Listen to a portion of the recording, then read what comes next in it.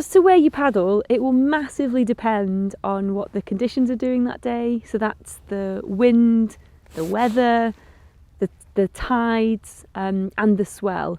So this beach here is really sheltered from the swell, and there's not much swell kicking about at the minute.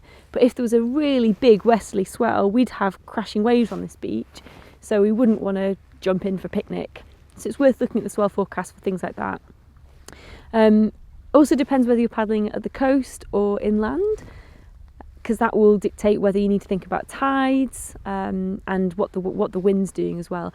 I would say the wind is the number one consideration for me when trying to choose where to paddle or when to paddle, because it can really, really heavily impact going out on a paddleboard.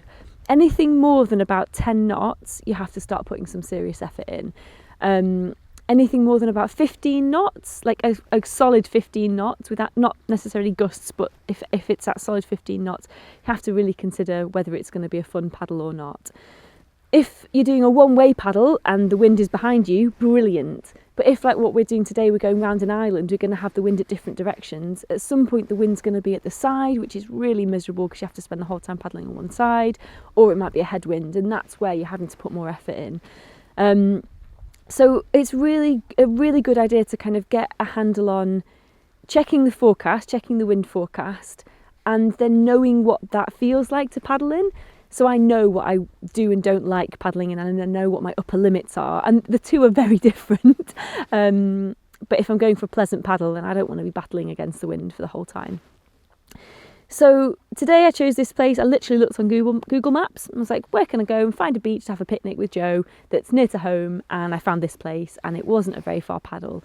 So Google Maps is a really great way to look at things. And then I used the Windy app to look at how the wind would affect that paddle.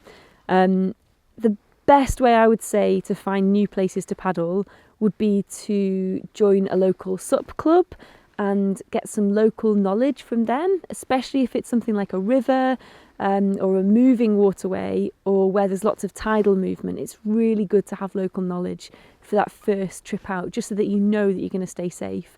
The RNLI are really good for that as well. The beach lifeguards, you can talk to them on the beach. They're always really happy to give you information. And then it's personal preference as to what you prefer to do. I always prefer coastal paddling over inland paddling. Some people just absolutely love a loch or a lake, and that is totally fine. So I think there's so much opportunity to explore with paddleboarding. Maybe talk about conditions in a bit as well, and talk about how you can check a wind forecast and the weather forecast and how that would impact a day out on the water. Fire.